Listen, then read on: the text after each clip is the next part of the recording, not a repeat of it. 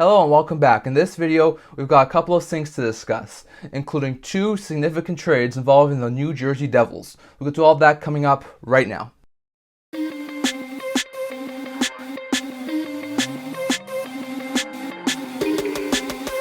Hello and welcome to another video here at the NCN Hockey Channel. So we've got two pretty significant trades here by the New Jersey Devils. And I'll get to the smaller one first. Mackenzie Blackwood, who, as we have talked about on this channel, was pending RFA, most likely not going to get his qualifying offer, most likely it was going to be a UFA. His signing rates have been dealt to the San Jose Sharks in exchange for a 2023 6th-round pick. So, decent trade for the Devils and the Sharks. We know the Sharks have a lot of goaltending problems. They have Reimer, who's a pending UFA, who will not be back this year. They have Aaron Dell, who was their third stringer this year, who's most likely not going to be back this year. They have Kaapo Kähkönen, who is a year away from unrestricted free agency. So, goaltending is not the Sharks' strong suit. So, they get Mackenzie Blackwood. Now, Blackwood, he's dealt a pretty hefty qualifying offer, at least a $2.5 million qualifying offer, so not sure if the Sharks will be able to lower the money and sign him to a cheaper deal, but I think whether it's just a one-year qualifying offer at $2.5 million, or whether they're able to sign him for the next 2 to 3 years, it's a pretty good move for the Sharks. Blackwood's dealt with a lot of injuries over the past couple of years, including this year. He lost the backup role to Schmid, and then Schmid took over in the playoffs, so Blackwood became the third stringer, and it became apparent that the Devils were not going to use him very much anymore, so that's why there was a lot of talk that he was not going to get his qualifying offer. He's a decent goalie. I could see him being like a 1B or a backup at the NHL level, but I think injuries have definitely derailed his career a little bit. So in San Jose, he'll probably get a little bit more of an opportunity, most likely being in a tandem with Kähkönen. And I think if they can sign him and he doesn't go to free agency, I think that he could do really well with the San Jose Sharks. So definitely a really good pickup for San Jose. For the Devils, they were not going to qualify him anyway. So getting a 6th-round pick in this upcoming draft for basically trading away Blackwood's rights, which they were never going to retain, is a really good move for the Devils. So I do like this deal for both sides. The Sharks needed a good backup goalie. They're going to get it with Blackwood. And the Devils get a draft pick for someone who they were not bringing back. So sort of like the Severson deal, which we talked about a couple weeks ago, where the Devils were able to acquire a 3rd-round pick for Severson, who they were not going to re-sign, is a pretty good move for both of these teams. So I really do like this deal for both sides. I think the Sharks make out really good getting a backup like Blackwood if they can sign him for the next couple of years. And the Devils make up pretty good by getting a draft pick. Pretty good deal on both sides here for both the Sharks and the Devils.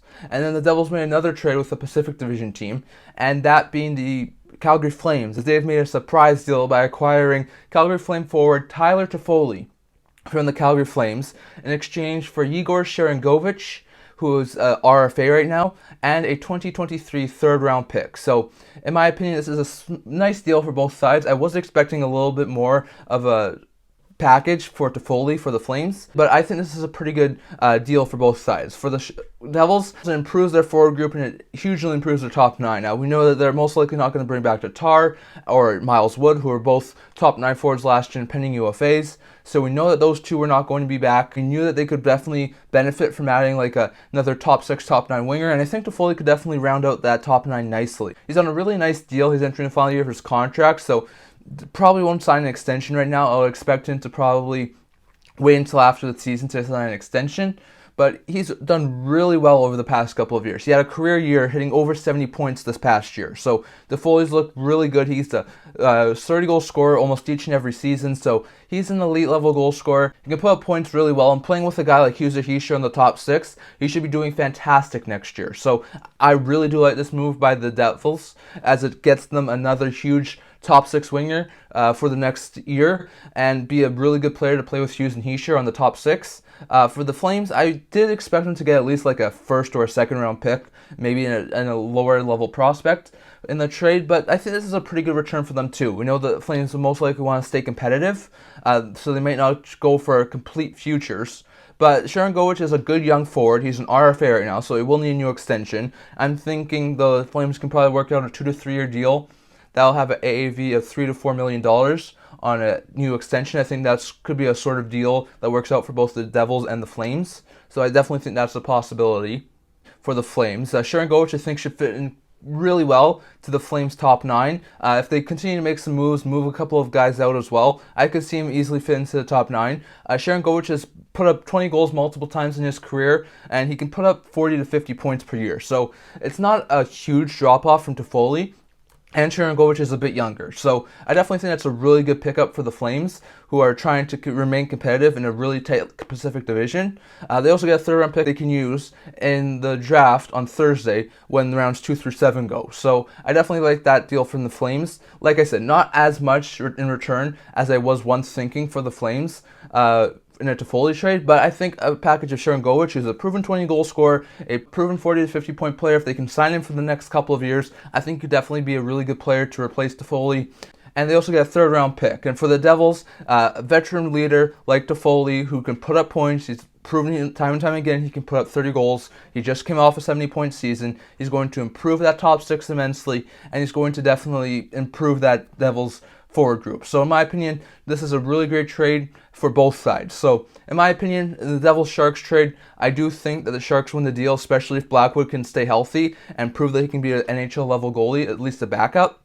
In the Devils-Flames deal, I do think the Devils do win this one, given the fact they get Toffoli at such a good price. But I wouldn't say that the Flames are losers, as they definitely did really good by being able to take Sharangovich in a third-round pick. So definitely love to hear your thoughts down in the comments on these two trades.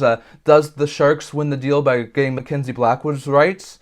Or do the Devils win the deal by getting a pick for a player they're not going to resign? And definitely let me know about the Devils and Flames too. Was this an insufficient amount in return for Calgary for trading Toffoli?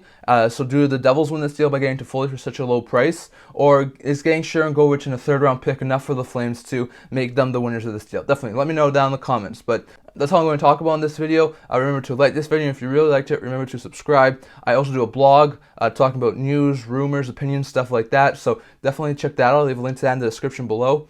And also remember to check out my live video tomorrow, 4 p.m. Pacific time on Wednesday, June 28th, 7 p.m. Eastern time. I'm going to be giving you my live coverage of the 2023 first round of the NHL entry draft. So definitely stay tuned for that, as I'll be doing that tomorrow. And I can't wait to see you guys all for the next video.